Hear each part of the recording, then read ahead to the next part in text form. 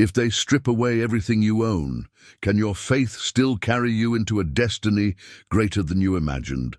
Before we dive into this story, let me invite you to subscribe now, because what you're about to hear isn't just another narrative. It's a living testimony, one that might shake your soul, make you question your own limits, and above all, ignite your faith. And at the end, I'll ask you something simple. Tell me in the comments where you're watching from, because this story isn't meant to be listened to in silence. It's meant to echo. Now picture this. A woman stands in the middle of a corporate office, fluorescent lights humming above her like impatient bees. The air carries the bitter smell of overbrewed coffee and toner ink. Around her, colleagues pretend to work, their eyes darting between their screens and her trembling figure. In her arms, a small cardboard box, a framed photo of her parents, a chipped ceramic mug that once held morning tea, a notebook filled with dreams scribbled in margins, and a worn leather Bible whose pages are stained with both ink and tears. Her name is Rachel Matthews, 32 years old, olive skin, long chestnut hair tied in a neat bun, eyes the color of storm clouds just before they break. She wears a navy blazer, pressed but modest, paired with shoes whose heels have seen too many rainy sidewalks. She is neither flashy nor fragile, yet in this moment, as she clutches that box, she feels stripped of everything. Across the room, her boss adjusts his tie. His suit is charcoal gray, his shoes polished until they reflect the light like mirrors. His voice, cold and calculated, cuts through the silence. "Rachel, your faith doesn't align with our company's values. I'm afraid this is the end of the road for you." The words land heavier than any gavel. Some employees shift uncomfortably, others lower their gaze, but no one speaks up. The tension is suffocating, as though the very oxygen has been drained from the room. Rachel swallows hard, her throat dry as desert dust. For a moment, she considers defending herself, arguing, pleading, fighting, but something within her whispers, "Be still. This is not your battle." She nods once, lips pressed tight, and turns toward the exit. Each step echoes across the polished marble floor, her heels striking like a final drumbeat. Her heart pounds like thunder in her chest, but she keeps walking, eyes fixed forward. Behind her, whispers scatter like fallen leaves. When the elevator doors close around her, she finally exhales. Her reflection in the mirror-lined walls looks like a stranger, tired, rejected, carrying nothing but a box and a battered faith. But let me pause here, because this is where many stories would end. Fired, forgotten, faith silenced. And yet, this is not the end. This is the beginning. Because what Rachel doesn't know, not her boss, not her co-workers, not even she herself, is that this very moment of humiliation will become the seed of her greatest triumph. That one day she will walk back into this same building, not as an employee begging for recognition, but as the millionaire CEO who now owns the very company that cast her aside. Sounds impossible? That's exactly why you need to hear the whole journey. That night, Rachel walks the city streets alone. The pavement glistens with recent rain, neon lights reflecting like fractured promises. The wind bites through her thin coat, carrying with it the smell of roasted chestnuts from a vendor on the corner. She clutches her box tighter, whispering under her breath, "Lord, if this is where you lead me, help me stand." Her voice cracks, but her steps do not falter. A micro cliffhanger is already unfolding, because though she has lost everything that gave her stability, something invisible is awakening inside her.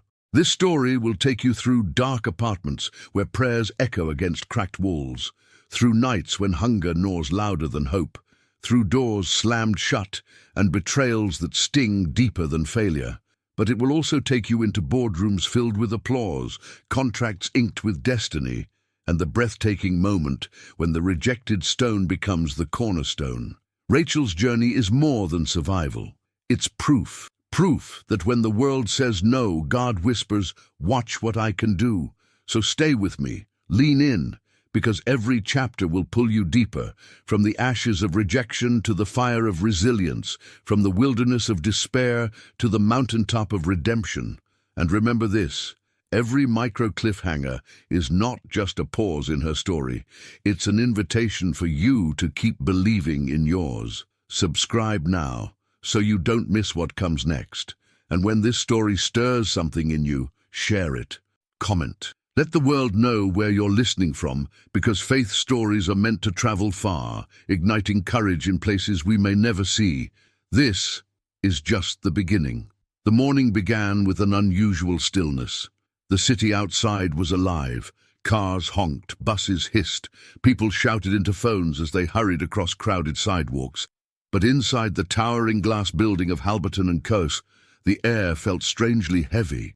Rachel Matthews adjusted her blazer, smoothing the navy fabric over her arms as if preparing armor before battle. She had prayed before leaving her modest apartment. A simple prayer, whispered over lukewarm tea. Lord, let me stand today, no matter what comes. The elevator ride up to the 27th floor seemed endless. She watched the glowing numbers tick upward, 14, 15, 16, her reflection caught in the mirrored walls. Her eyes looked tired, shadows resting beneath them, yet there was a quiet strength in the storm-grey irises. She breathed in deeply, catching the faint, sterile scent of the building. Disinfectant, mixed with the faint aroma of burned coffee drifting from the lobby cafe. When the elevator chimed at 27, she stepped into a hallway lined with photographs of company milestones, smiling executives holding awards, glossy plaques engraved with years of profits and expansion. To anyone else, these frames represented success. To Rachel, they felt like walls closing in. Her heels clicked across the polished marble floor as she approached the glass office of Mr. David Halberton, the CEO. Inside, he stood waiting, tall, broad-shouldered, his silver hair slicked back. His navy tie was perfectly knotted, his cufflinks gleamed under the recessed lighting. He didn't smile when she entered. "Rachel, sit down," he said, his tone flat, professional but laced with something colder. She lowered herself into the leather chair across from him, clutching the strap of her handbag so tightly that her knuckles paled. He slid a folder across the desk, the sound of paper against polished wood echoing louder than it should. "Your work has been consistent," he began, "but there's a growing concern. We've received complaints. You've been very vocal about your faith, and while that might be fine in your private life, it's not in alignment with the company's culture." Rachel's chest tightened. She felt her pulse in her ears, each beat drumming louder. "With respect, Mr. Halberton," she said softly, "I haven't forced my faith on anyone. I've only lived it quietly. I don't see how—" "That's not the point," he interrupted, leaning forward, his voice lowering to a sharper edge. "This company is about unity, harmony. And when clients or colleagues feel uncomfortable, it becomes a liability. We can't afford liabilities." The word liability cut deep, as though her faith, her very soul, was reduced to a line item on a financial report. She opened her mouth to respond, but he raised a hand. "Effective immediately. We're terminating your employment. HR has already prepared the paperwork. You'll receive a severance package, of course, but today will be your last day." Silence swelled in the room. The ticking of the wall clock seemed louder, the hum of the fluorescent lights unbearable. Rachel blinked, her throat aching. She wanted to cry, scream, beg, but instead she heard her father's voice in her memory. "Stand tall, even when the world bows to pressure. Your faith is not negotiable." Her jaw tightened. She nodded once.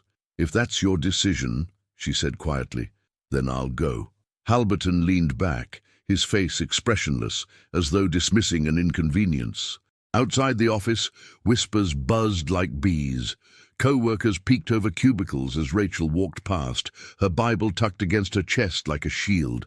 She felt their stares, pity from some, indifference from others. The office printer beeped in the distance. Someone's phone rang. Life carried on as if nothing monumental had just shattered inside her.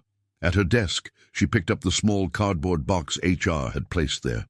She slid in her belongings, the photo of her parents at their anniversary dinner, her mug still faintly scented of peppermint tea, a pen gifted by a friend, her notebook filled with ideas never heard.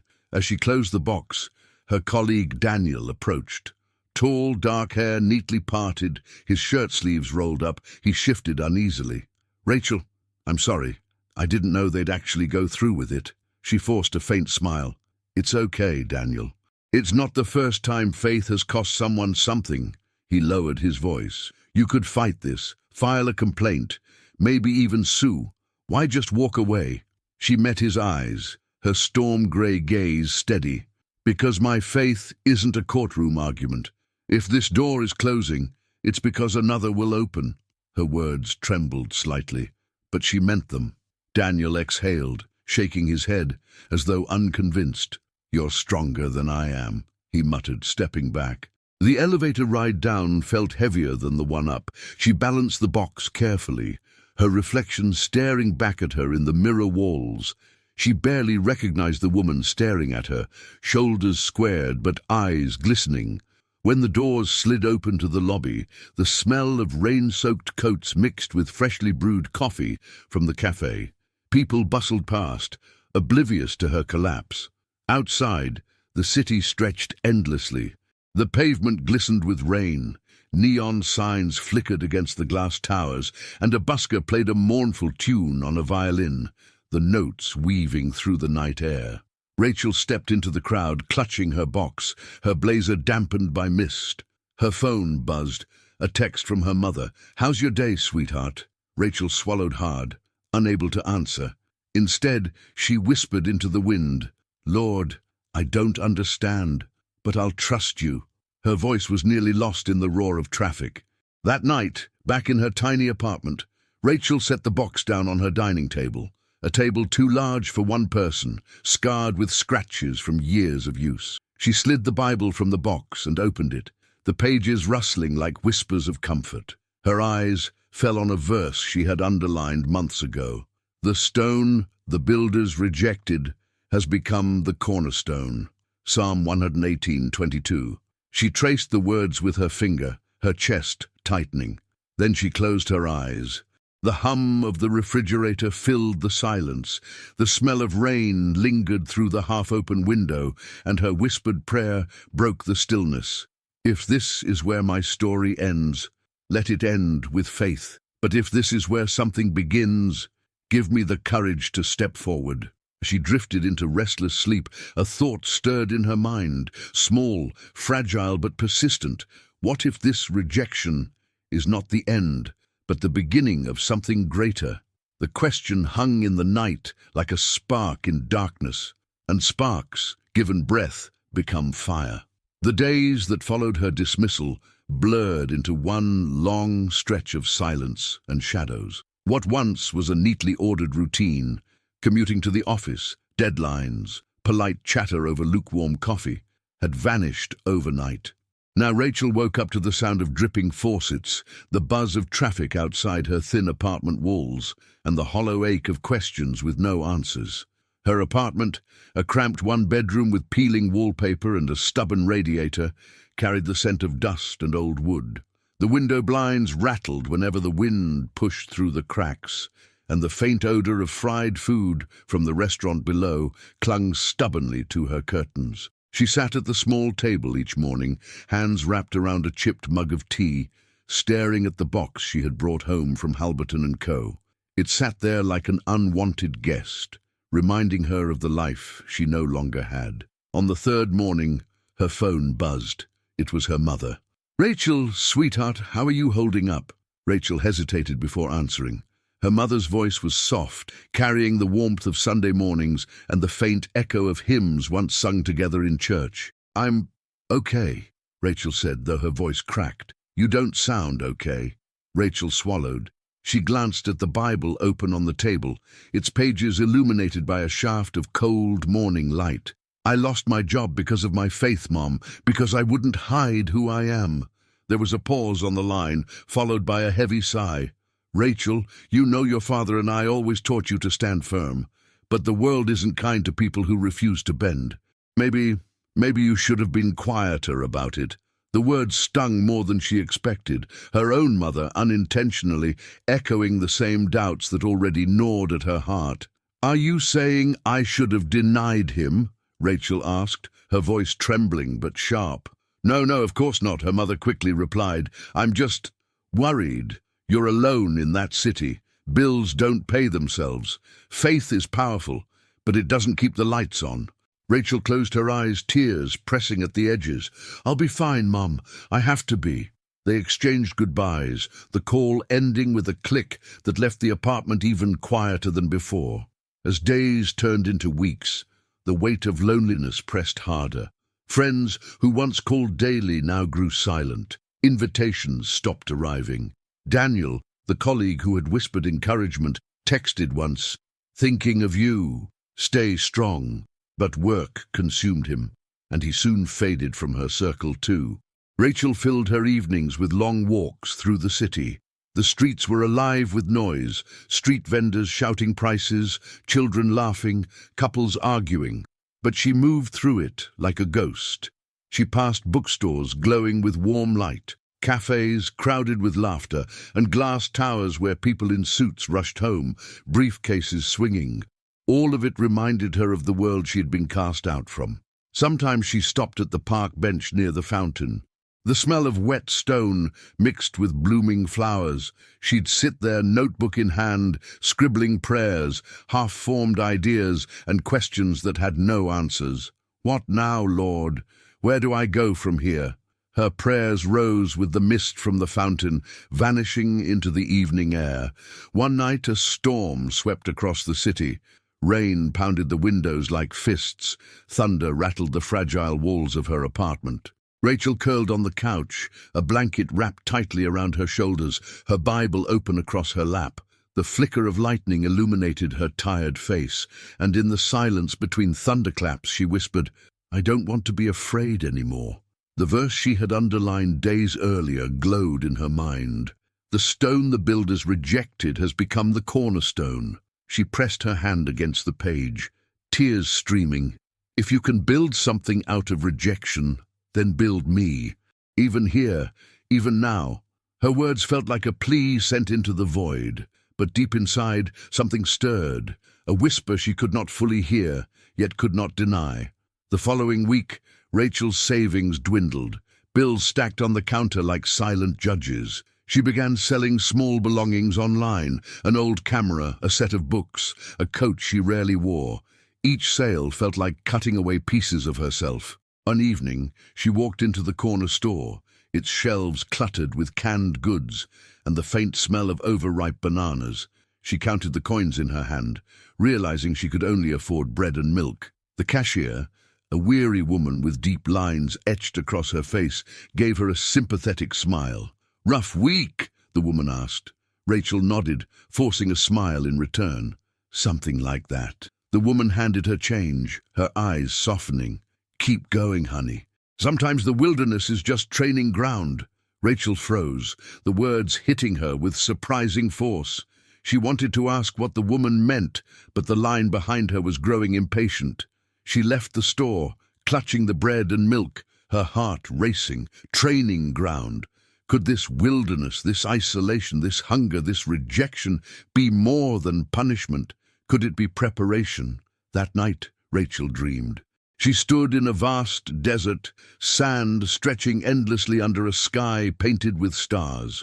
Her hands were empty, her feet bare. The wind whispered through the dunes, carrying a voice she couldn't see but could feel deep in her bones. "Do not despise the wilderness. Here, I shape you." She woke with a start, sweat dampening her forehead, the taste of dust still lingering as though she had truly walked the desert. Her Bible lay open on the table beside her, the faint glow of the street lamp casting light over another verse.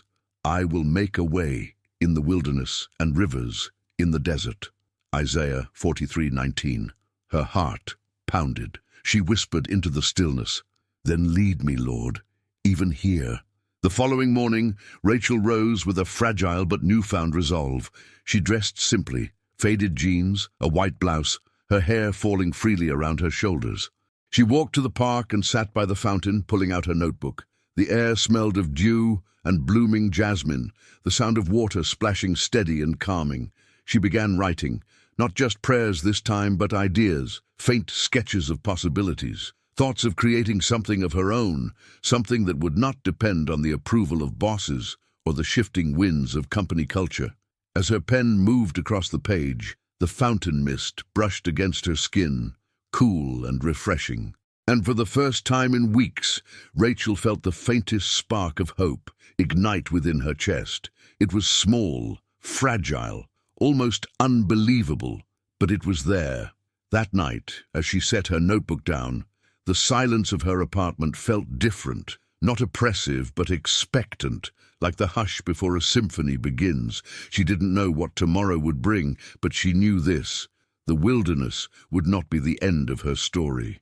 Because in the quiet, in the loneliness, in the hunger and doubt, a seed was being planted, and seeds, once buried, carry within them the power to break through stone. The morning sun filtered weakly through the blinds of Rachel's apartment, casting pale stripes across the floorboards. Dust motes swirled in the light like tiny dancers, and the faint hum of traffic seeped through the thin glass windows. Rachel sat at her table, her notebook open, pen poised but unmoving. She had been staring at the same page for nearly an hour, the inked words, "Do not despise the wilderness," underlined from the night before.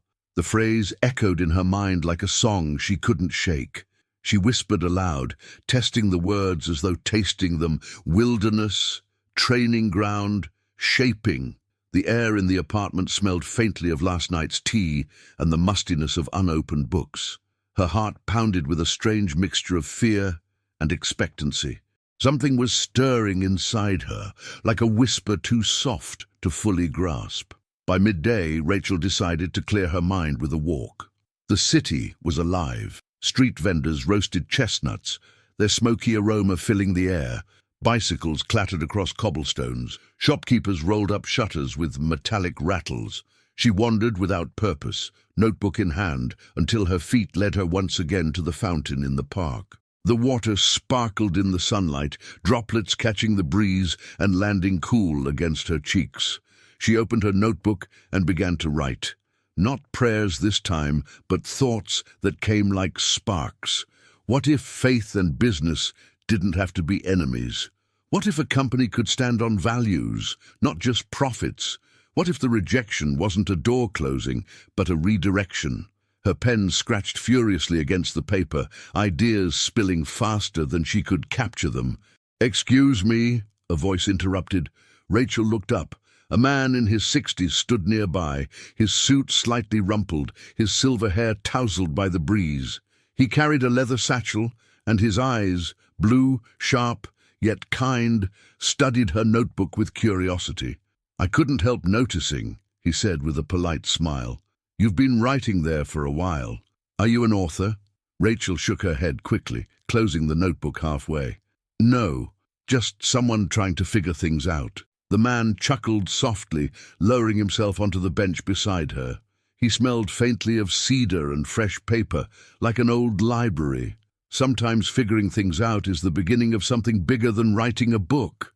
Rachel tilted her head, wary but intrigued. "And what would you know about beginnings?" The man extended his hand. "My name is Samuel Carter, retired executive. I've seen more beginnings and endings than I can count." Rachel hesitated before shaking his hand. His grip was firm, steady, reassuring. "Rachel," she said quietly. Samuel studied her for a moment, then nodded toward her notebook. "May I?"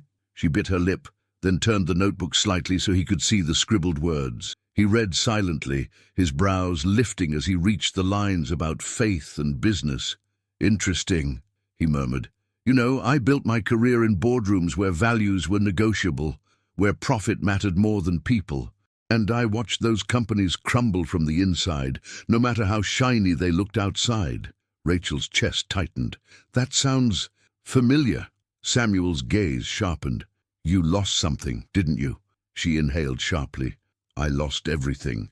There was a pause. The fountain gurgled softly. Children's laughter floated across the park, but between them hung a silence heavy with meaning. Samuel leaned back, crossing one leg over the other. Sometimes losing everything clears the ground for something new to be built. Have you ever thought about starting your own? Rachel blinked.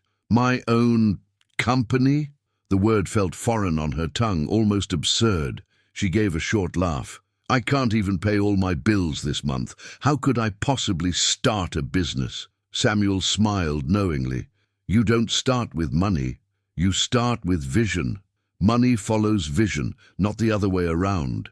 His words struck like lightning. Vision.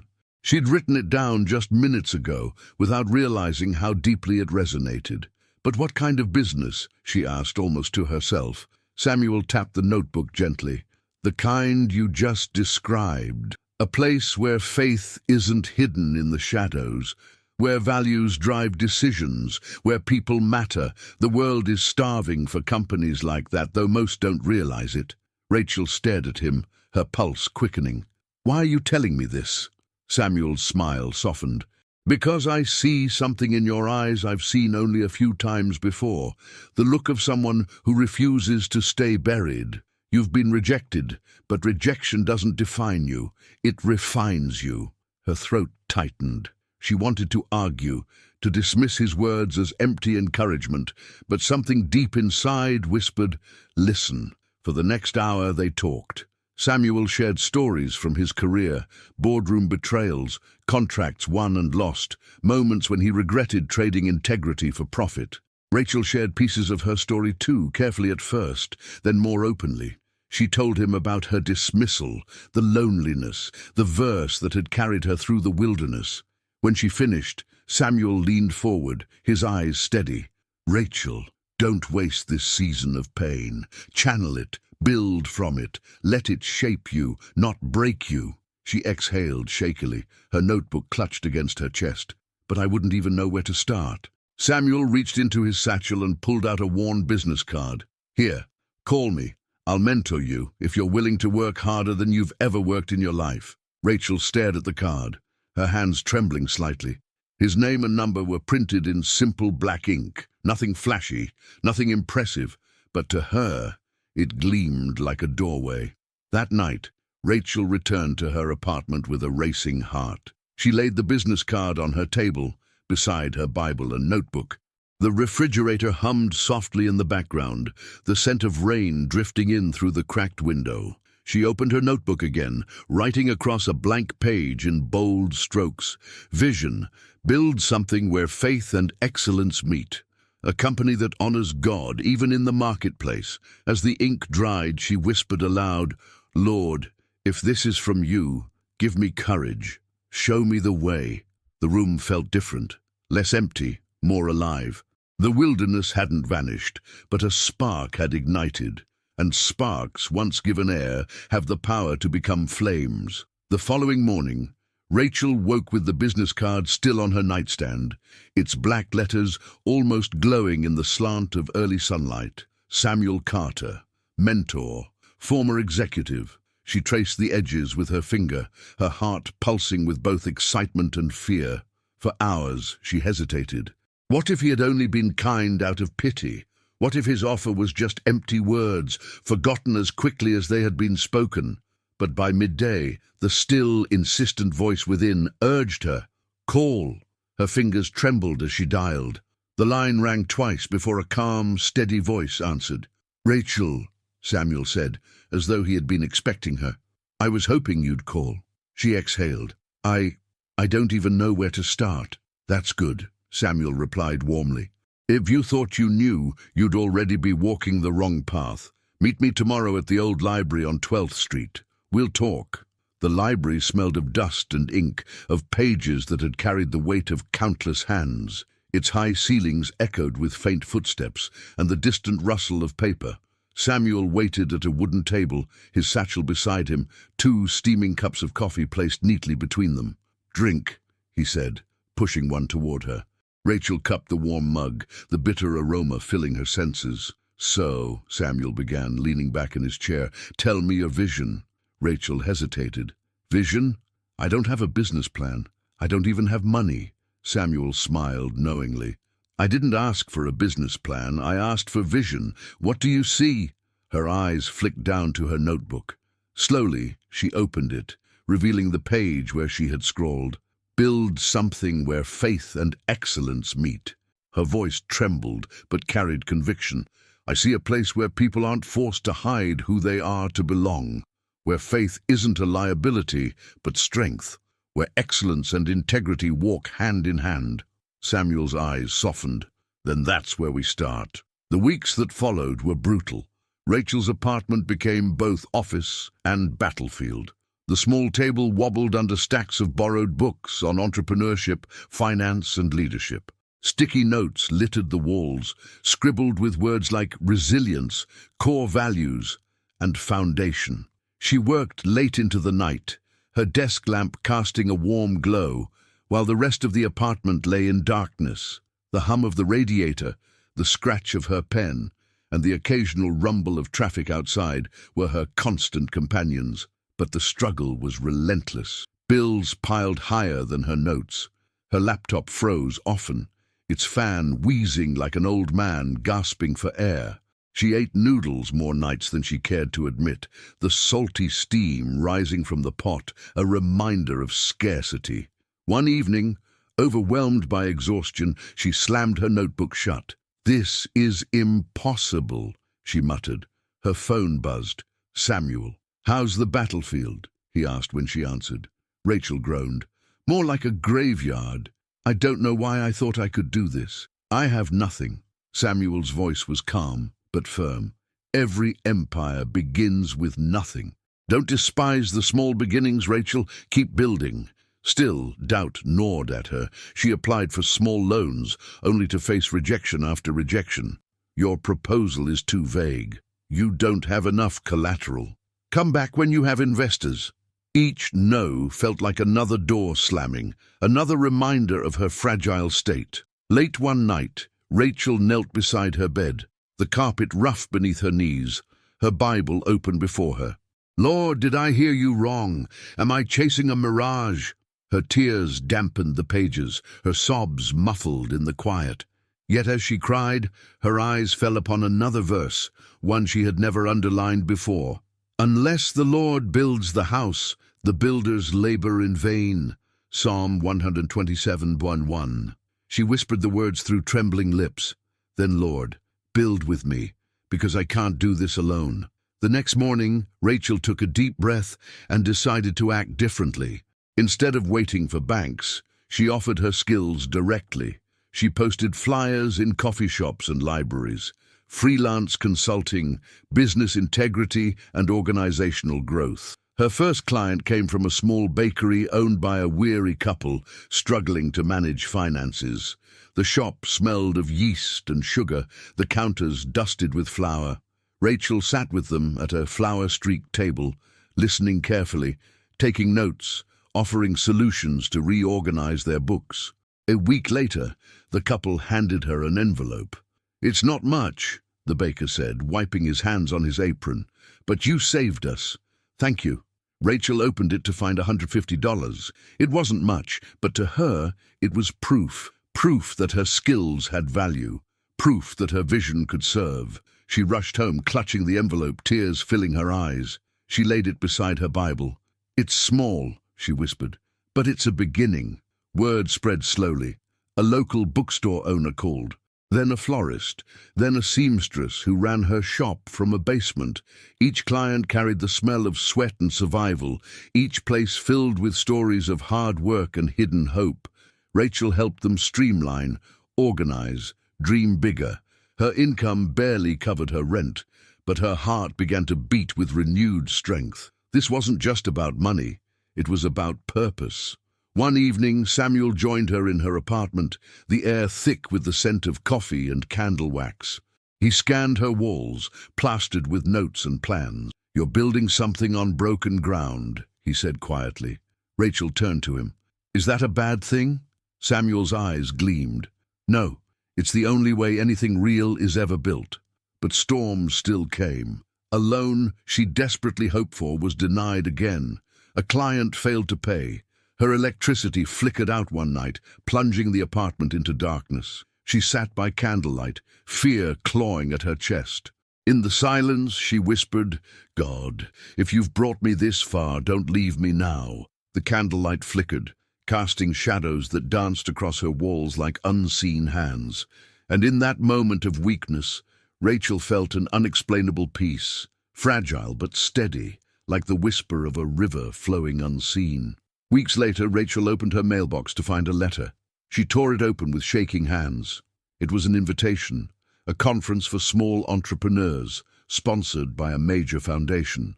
Entry was expensive, far beyond her means, but at the bottom of the letter, bold words stood out. Scholarship granted, Rachel Matthews. Her knees nearly buckled. She clutched the letter to her chest, her breath catching. A door had opened. The envelope with the scholarship invitation lay on Rachel's table for days, its corners softening as she picked it up again and again, rereading every line. The scholarship covered the full cost of attendance at the Summit for Emerging Entrepreneurs, a 3-day gathering where industry leaders, investors and visionaries shared strategies for turning fragile ideas into thriving enterprises. For Rachel, it felt like a divine appointment. A door she could never have opened for herself now swung wide. Yet with the open door came the weight of fear. Her mind whispered doubts. You'll be surrounded by people smarter, richer, more connected. You don't belong there. They'll laugh at your faith. They'll see right through you. On the night before the summit, Rachel sat at her table, her Bible open to Psalm 27. The Lord is my light and my salvation. Whom shall I fear? She traced the words slowly, then whispered, I belong, not because of who I am, but because of who sends me. The conference was held in a towering glass hotel downtown, its lobby alive with the hum of conversations, the smell of polished wood and espresso, the clinking of coffee cups on saucers. Men in tailored suits and women in sharp dresses moved with confidence, their name tags flashing under crystal chandeliers. Rachel's heart pounded as she pinned her own badge. Rachel Matthews, independent consultant. Her outfit was modest, a crisp white blouse, black trousers, and the navy blazer she had worn the day she was fired. She carried a plain leather bag, her notebook tucked inside. She felt small in the sea of sophistication. During the first panel, she scribbled notes furiously as speakers shared insights on scaling businesses, securing funding, and building sustainable teams. Words like venture capital, market positioning, and strategic leverage swirled around her. At times, she felt as though she were listening to a foreign language, but in between the jargon, one phrase caught her like lightning. Values drive longevity. Profit drives today, principles build tomorrow. She underlined it 3 times in her notebook, her pulse quickening. At lunch, she carried her tray to an empty table. The scent of roasted chicken and herbs filled the air, mingled with the aroma of fresh bread. She bowed her head briefly, whispering a prayer before eating. When she looked up, 2 young women approached, their heels clicking against the marble floor. Both wore designer suits, their makeup immaculate. Mind if we sit? One asked, her tone polite but curious. Rachel smiled faintly. Of course. They introduced themselves as Clara and Elise, co-founders of a growing tech startup. Their words flowed quickly, sharp with confidence, as they described their recent funding round. And you? Elise asked. What's your company about? Rachel hesitated, her fork pausing mid-air. It's still small. I help local businesses reorganize, build with integrity. My vision is to create a consulting firm where values and excellence go hand in hand. Clara tilted her head, a faint smirk tugging at her lips. Integrity? That's nice. But integrity doesn't pay investors. Results do. Rachel flushed, but steadied her voice. Integrity produces results that last. The women exchanged glances, amused but dismissive. Well, Elise said lightly, good luck with that. They turned back to their conversation, leaving Rachel to finish her meal in silence. The rejection stung, but beneath the sting, a strange fire burned stronger. On the second evening of the conference, networking tables lined the ballroom. Investors walked the aisles like judges in a silent competition, scanning proposals, exchanging cards. Rachel stood at her assigned table, a simple poster board behind her, her notebook open in front of her. Few stopped. Most glanced once and moved on. Her hands grew clammy, her heart sinking. Finally, a tall man in a navy suit approached. His name tag read, Victor Hale, Venture Capital Group. "Tell me about your business," he said briskly. Rachel inhaled. "It's about creating a consulting firm built on integrity, helping companies grow without sacrificing values. I believe faith and business don't have to be enemies. I believe—" Victor raised a hand, cutting her off. "Faith?" he said sharply. "You're mixing religion with business? That's dangerous. Investors don't like risky narratives." His words struck like a blow. "But integrity isn't a risk," Rachel tried to explain. "It's strength." Victor shook his head. "Strength is profit margins. Everything else is decoration." He walked away, leaving Rachel staring at her notebook, her throat tight. That night in her hotel room, Rachel collapsed onto the bed, tears sliding silently down her cheeks. The carpet smelled faintly of bleach. The hum of the air conditioner filled the silence. "God, why bring me here just to humiliate me?" she whispered. Her phone buzzed. A message from Samuel. "Storms test the foundation. Don't quit in the middle of the rain." Rachel clenched her fists, wiping her tears. On the final day, something unexpected happened. During a breakout session, a man named David Sinclair, a mid-level investor, stopped by her table. His suit wasn't as flashy as the others, but his eyes were kind. "Tell me your vision," he said. Rachel hesitated, then spoke, this time with unshaken clarity. "I see a company where businesses thrive because they're built on values that cannot be bought or sold, where people don't have to choose between success and their faith, where profit is not the goal, but the result of integrity." David listened intently. He didn't interrupt. Finally, he nodded slowly. "It's bold, risky, but fresh. Most people don't have the courage to link conviction with commerce. Send me your proposal. I want to read more." Rachel's breath caught.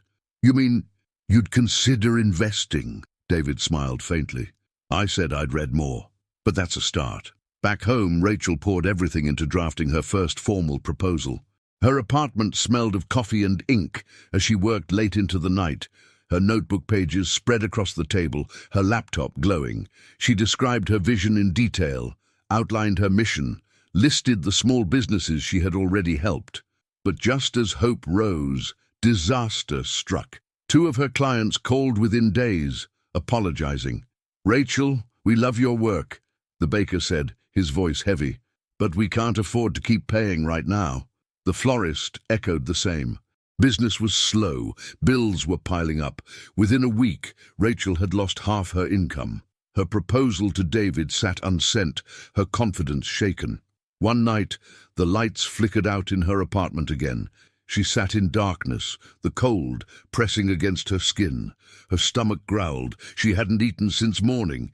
In the candlelight, she whispered, "Lord, am I building on sand?" Silence answered. But deep in her chest, faint yet firm, came the memory of Samuel's words.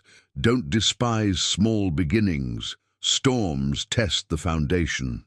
The next morning, Rachel forced herself to open her laptop. She typed the final line of her proposal and pressed send. Her finger hovered over the trackpad, her breath caught in her throat, and then, click, the email to David was gone. A single question filled her mind as she stared at the screen. Will this be the door that finally opens, or the one that slams shut hardest of all? The moment Rachel clicked send, silence filled her apartment. The laptop screen glowed faintly against the dim room, illuminating her tired face. She stared at the blinking cursor in her inbox, as though willing a reply to appear instantly. Nothing came. The candle on her table flickered, casting long shadows against the peeling wallpaper. Outside, sirens wailed faintly in the distance, and the wind rattled the loose window panes. Rachel exhaled slowly, her hands trembling. "It's in your hands now," she whispered, closing the laptop. For the next 3 days, the waiting was agony. Every buzz of her phone sent her heart racing. Every email notification made her breath catch, only to collapse in disappointment when it was spam, promotions, or utility bills. She spent the hours working with her dwindling client base, walking the streets in search of new opportunities, and kneeling in prayer on the worn carpet beside her bed. On the third night, she opened her Bible to Isaiah 41:10. "Do not fear, for I am with you. Do not be dismayed, for I am your God. I will strengthen you and help you." She whispered the words aloud, her voice trembling but resolute. On the fourth morning, her inbox chimed. Subject: Proposal Review.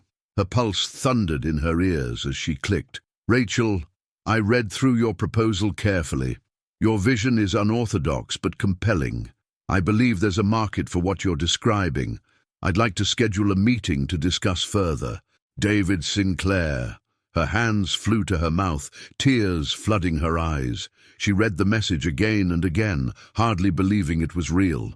She leapt from her chair, nearly knocking over her mug of cold tea. "Thank you, Lord," she cried, her voice breaking as she sank to her knees in gratitude. The meeting was set for the following week in David's office downtown. Rachel spent every night preparing. She rewrote her presentation slides until dawn, rehearsed answers to potential questions, and even borrowed a blazer from a friend to replace her old, worn one. The morning of the meeting, she stood before her mirror. Her hair was tied neatly, her blouse pressed crisp, her storm-grey eyes reflecting both fear and determination. She clutched her Bible briefly before slipping it into her bag, whispering, "Go with me." David's office was on the 14th floor of a modest building, not as flashy as the skyscrapers of major firms, but professional and welcoming. The lobby smelled faintly of polished wood and lemon cleaner. Rachel's heels clicked against the tiled floor as she entered the conference room where David was waiting. He greeted her warmly, his handshake firm but kind. "Rachel, thank you for coming. Thank you for giving me a chance," she replied, her voice steady despite the storm within. For the next hour, Rachel presented her vision. She spoke not just of profits, but of people, of businesses strengthened by integrity, of workplaces where employees thrived because their values were honored, not silenced. Her words flowed with passion, her hands gesturing naturally, her notebook open as if it were an extension of her soul. David listened intently, occasionally jotting notes. When she finished, silence hung heavy in the room. Rachel clasped her hands in her lap, her heart pounding. Finally, David leaned back in his chair, his eyes thoughtful. "You know," he said slowly, "I've sat through hundreds of proposals. Most focus on numbers. Yours focuses on meaning.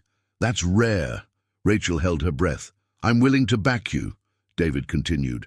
"Not with millions, not yet, but with a $50,000 investment to get you started. If you succeed, we'll talk about scaling further."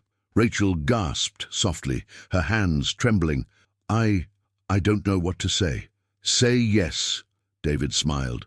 "And don't waste it." The next weeks were a whirlwind. With David's investment, Rachel officially registered her consulting firm, Cornerstone Strategies. Her tiny apartment transformed into headquarters. Boxes of supplies filled the corners, her kitchen table became a desk cluttered with papers and contracts, and a cheap printer hummed day and night. The air smelled of ink, paper, and strong coffee.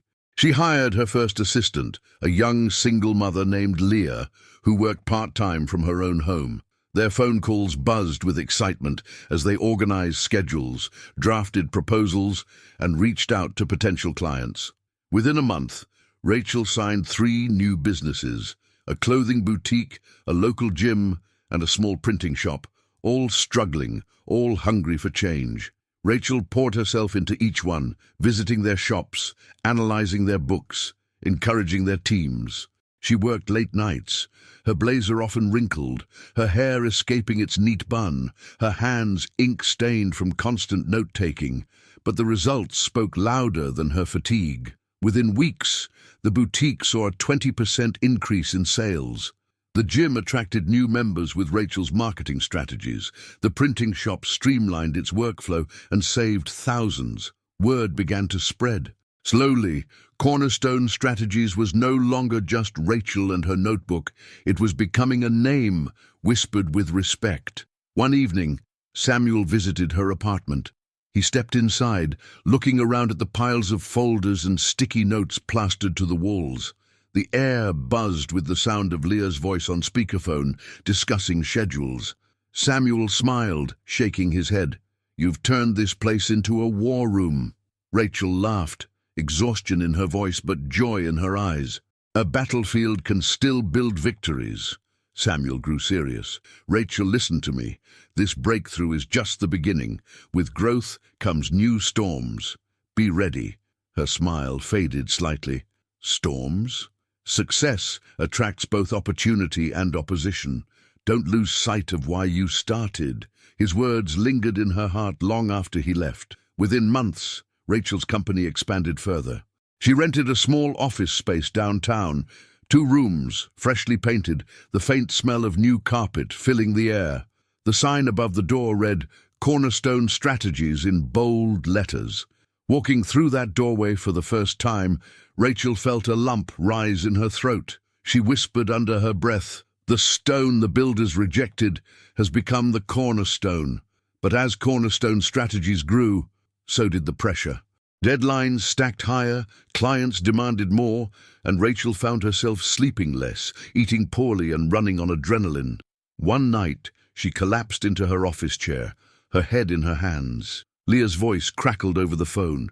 "Rachel, are you okay? You sound drained." Rachel forced a laugh. "I'm fine, just tired." But she wasn't fine. Deep inside, she felt the weight of something shifting, a storm gathering on the horizon. Her fears proved true when she received an unexpected email late one evening.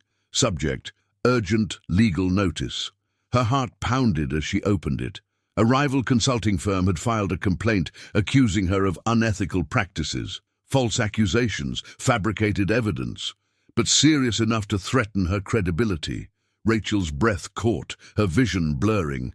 She dropped her head into her hands, the glow of the laptop casting harsh shadows on her weary face. The breakthrough had come, but so had the storm.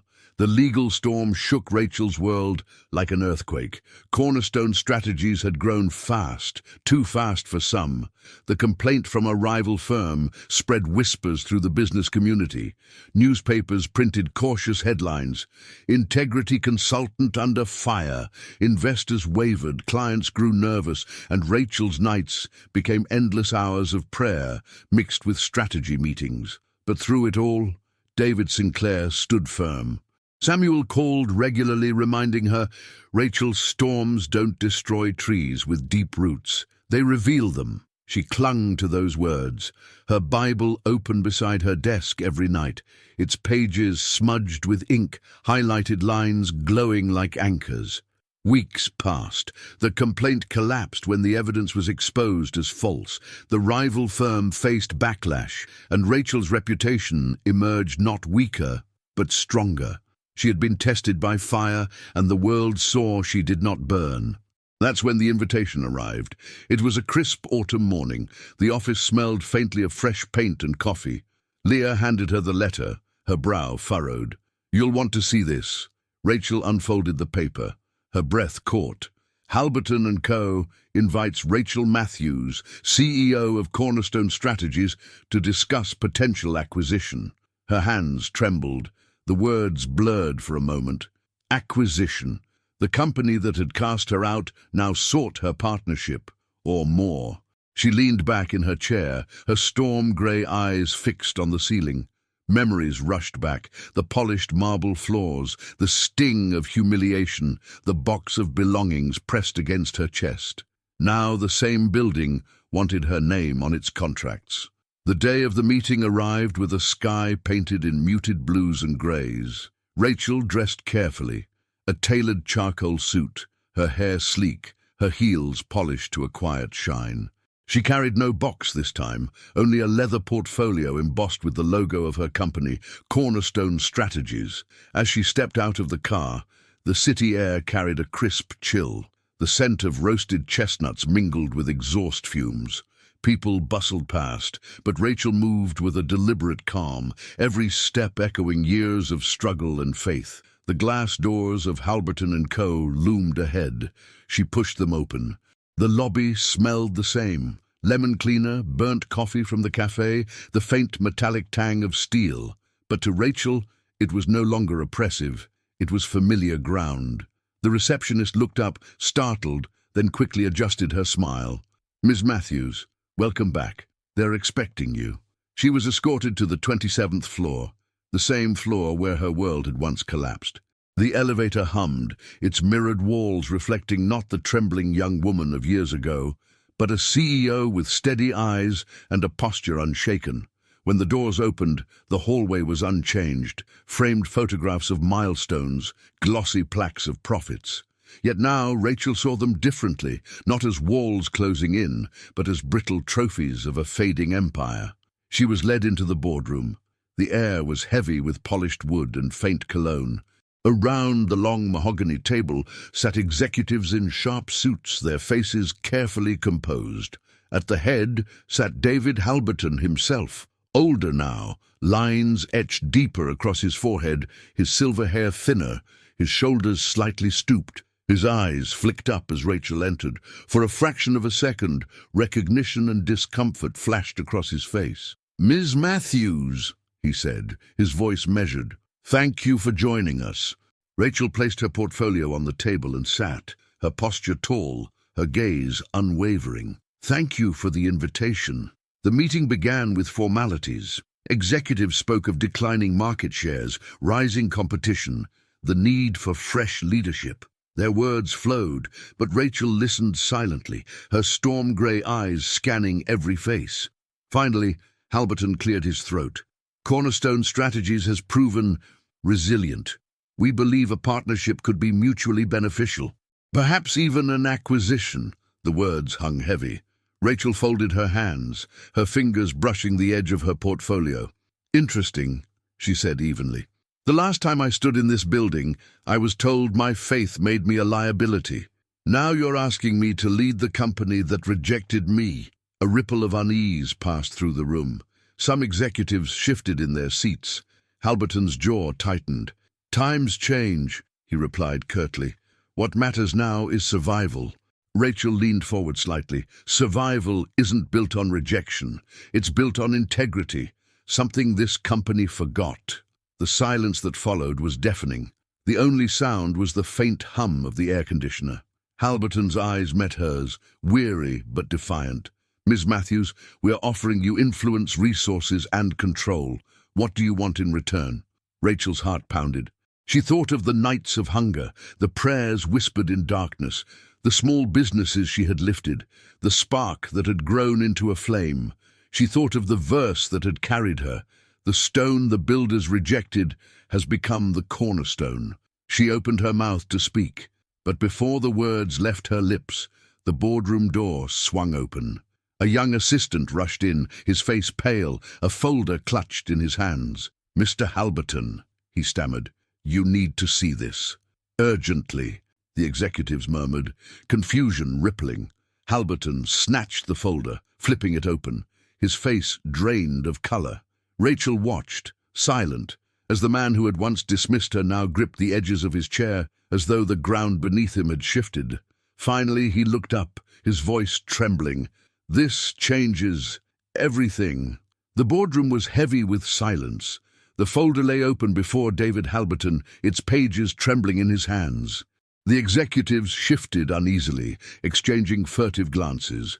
Rachel sat still, her storm-grey eyes fixed on the man who once pronounced her unfit to belong. Finally, Halberton cleared his throat, his voice hoarse. "This document, it confirms what we feared. Our creditors are pulling back. Shareholders are demanding immediate restructuring. Without new leadership, Halberton & Co. will collapse within months." A murmur rippled through the room. Some whispered frantically, others scribbled notes, but all eyes eventually turned toward Rachel. The irony was undeniable. The company that once cast her out now sat on the edge of ruin, while she, the rejected, had become the very solution they needed. Rachel inhaled slowly, the faint scent of wood polish and old paper filling her lungs. Her mind raced, not with strategies or numbers, but with memories. Her trembling steps out of this very building years ago, the whispers of co-workers, the sting of humiliation. And yet here she was, stronger, unbroken. Halberton set the folder down, his hands unsteady. "Miss Matthews," he said, his tone subdued, "you hold the power to decide whether we stand or fall." Rachel's gaze swept the room. Faces that once dismissed her now studied her with desperation. She opened her portfolio, sliding out her notes, though she hardly needed them. "Let me be clear," she began, her voice steady but firm. "I didn't build cornerstone strategies just to save another crumbling empire. I built it to prove that integrity and faith can outlast rejection." One of the younger executives, a man with sharp glasses and nervous hands, leaned forward. "Then what do you propose?" Rachel met his eyes. "If I take leadership, it won't be business as usual. Values will change. Culture will change. Integrity will no longer be negotiable." The room fell into a tense hush. Halberton's jaw tightened. "And if we don't agree?" Rachel leaned back, her expression calm, almost serene. "Then you collapse, and I will walk out, as I once did before, but this time I won't walk out empty-handed." Her words carried weight, not arrogance, but truth. For a long moment, no one spoke. The sound of the air conditioner hummed like distant thunder. Finally, Halberton lowered his gaze, the years of strain visible on his weary face. "Then it seems we have no choice." His admission carried no fight, only resignation. The once proud CEO, who had dismissed Rachel as a liability, now bowed before the strength of her vision. Rachel's chest tightened. She had dreamed of this moment, imagined victory dripping with vindication.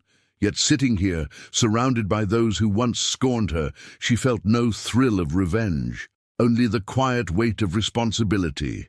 When the meeting adjourned, Rachel stood. The leather of her portfolio creaked softly as she closed it. She extended her hand toward Halberton. For a heartbeat he hesitated, his pride wrestling with reality. Then slowly he clasped her hand. His grip was weaker than years before, his eyes dimmer, but the gesture was genuine. "Rachel," he said quietly, almost as though confessing, "I was wrong." She met his gaze, steady and compassionate. "You weren't rejecting me, Mr. Halberton. You were rejecting the very thing that could have saved you. But rejection doesn't have to be the end. It can be a beginning." His eyes glistened, and for the first time he nodded, not as a superior, but as a man humbled. Weeks turned into months, and the transition began. Rachel walked through the halls of Halberton & Co., now infused with the spirit of cornerstone strategies. Employees whispered in awe, some in disbelief, others in hope. Posters of profit-driven slogans were replaced with principles of integrity and service. Boardrooms echoed with discussions not just of numbers, but of values. Rachel didn't dismantle the company, she rebuilt it brick by brick, heart by heart, and the results came. Slowly at first, then like a wave. Profits stabilized, then grew. Clients returned, drawn not just by promises of success, but by a culture that inspired trust. One crisp winter morning, Rachel stood at the glass window of her new office, the very one Halberton once occupied. The city sprawled before her, skyscrapers glinting in pale sunlight, the hum of life below steady and vibrant. Leah entered, holding a stack of reports. "The numbers are in," she said, her voice bright with excitement. "We've exceeded projections for the quarter. Investors are calling Cornerstone Halberton one of the most promising firms of the decade." Rachel smiled faintly, her eyes misting. "Not because of me," she said softly, "but because of who carried me." Leah tilted her head, smiling knowingly.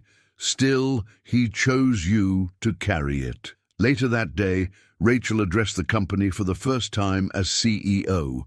The auditorium smelled of fresh paint and faint coffee, the murmur of hundreds of employees filling the air. She stepped onto the stage, her heels clicking softly against the polished wood. She looked out at the sea of faces, Some skeptical, some eager, many waiting to see what kind of leader she would be. Rachel took a deep breath. "Years ago," she began, "I stood in this building as someone dismissed for her faith. I was told it made me a liability, but today I stand before you as proof that what the world rejects, God can raise up. This company is not just being rebuilt, it is being redeemed, and together we will prove that integrity is not weakness, it is strength." Applause erupted, hesitant at first, then swelling like a wave. Rachel's heart swelled with gratitude, her eyes shimmering as she whispered under her breath, "This is your doing, Lord." As the crowd dispersed, Samuel found her backstage. His eyes shone with quiet pride. "Rachel, do you realize what you've done?" She smiled softly. "I didn't do it alone." Samuel nodded. "True, but you chose faith over fear, and that choice changed everything." Rachel's gaze lifted toward the high windows, where sunlight streamed in golden beams. For the first time, she felt the full weight of her journey, not as a burden, but as a legacy. That night, Rachel returned home, her Bible open once again on the table. She turned to Psalm 118:22, the verse that had carried her since the wilderness. "The stone the builders rejected has become the cornerstone." Her fingers traced the familiar words, her eyes glistening. "Lord, let my life always point back to you." Outside, the city pulsed with light. Inside, a woman once broken knelt in quiet victory, not because she had conquered her enemies, but because she had chosen forgiveness, faith, and a legacy greater than herself. The city skyline glowed with thousands of lights, each window a fragment of a story, each flicker a reminder of lives unfolding in triumphs and trials. From her office, Rachel watched the city breathe, the hum of distant traffic blending with the quiet ticking of the clock on her wall. Her journey had carried her from humiliation to honor, from whispered rejection to standing ovations. Yet, as she leaned against the window, her reflection mingling with the world beyond the glass, she knew her true victory was not written in contracts or profits. It was written in faith. Rachel's story was not just about climbing back into the very boardroom that once expelled her. It was about something greater, learning that rejection was never the end, but the soil in which destiny takes root. She remembered the long nights in her cramped apartment, the smell of candle wax as she prayed over overdue bills, the sharp ache of hunger that hollowed her stomach. She remembered the fountain where she scribbled ideas in her notebook, the dream that whispered through the desert, the moment Samuel placed a business card in her trembling hand. Every detail, every scar, every sleepless night had been part of the shaping. And now, looking back, Rachel saw clearly the wilderness had not been punishment. It had been preparation. One evening she gathered her team in the conference room of Cornerstone Halberton. The long table gleamed under soft lights, the scent of fresh coffee mingling with paper and ink. Leah, Samuel, David and others sat waiting, their eyes filled with expectation. Rachel placed her Bible on the table and looked around at the faces that had walked parts of this journey with her. "We've come far," she began, her voice steady. "But this isn't just about what we've built. It's about why we built it. Never forget, Cornerstone was born in rejection, and it will stand only as long as it remains faithful to integrity." Samuel's eyes glistened, Leah nodded, and David leaned forward, his voice soft. "You've turned a company into a movement." Rachel smiled faintly. "Not me, us, and the one who carried us." Outside the business world, her story began to spread. Churches invited her to speak. Universities requested her testimony. Newspapers wrote headlines not just about profits, but about purpose. CEO turns rejection into redemption. People who felt broken, forgotten, or dismissed found hope in her words. Emails poured in from strangers. "Your story gave me courage not to give up. I lost my job because of my values. Hearing about you reminded me that God can use even this. I was ready to quit, but now I see rejection differently." Rachel read each one, tears often falling onto the keyboard. She realized her legacy was no longer just tied to a company's success, but to the ripple effect of lives reignited with hope. One Sunday morning, Rachel visited her parents. Their home smelled of cinnamon and fresh bread, sunlight streaming through lace curtains. Her mother embraced her tightly, whispering, "We're proud of you. Not because of what you've built, but because of who you never let go of." Rachel's father, his eyes misty, placed his hand on hers. "You stood when it cost you everything, and look how God has honored that." Rachel swallowed the lump in her throat, her storm-grey eyes shimmering. "It was never me, it was always him." Years later, when Rachel spoke at a leadership summit, she stood on a grand stage under blinding lights. The audience hushed. Her voice carried not as a lecture, but as a testimony. "They told me my faith was a liability. They said integrity had no place in the marketplace. But today, I stand before you to declare faith is not weakness. Integrity is not a burden. Rejection is not the end. It is the seed of destiny." The crowd erupted, some applauding, others wiping tears, many scribbling notes. Rachel's words did more than inspire. They called people back to courage, and in quiet moments, away from cameras and applause, Rachel still returned to her Bible, still knelt in prayer, still whispered into the silence, "Keep me grounded, Lord. Let me never forget the wilderness, the hunger, the tears. Let me never forget that you turned rejection into cornerstone." Her legacy was not wealth, though wealth had come. It was not titles, though titles were hers. Her legacy was faith, faith that had survived the storm, faith that had built something greater than walls of glass and steel. Rachel's story is not just hers, it is yours too. Maybe you know the sting of rejection. Maybe you've carried a cardboard box of belongings out of a place that didn't see your worth. Maybe you've sat in silence, staring at bills you couldn't pay, wondering if God had forgotten you. But hear this: rejection does not define you. Faith can turn the wilderness into training ground. What others cast aside, God can raise up as the cornerstone. The stone the builders rejected has become the cornerstone. Psalm 118:22. So as you close this story, I invite you to pause and reflect. Where have you felt rejected? Where have you felt buried? Could it be that beneath the soil of your pain lies the seed of your greatest calling? Don't despise the wilderness. Don't quit in the storm, because like Rachel, your story is not over. If this story touched you, subscribe now to hear more testimonies like this, and tell me in the comments, where are you watching from? Your words may inspire someone else to hold on just a little longer.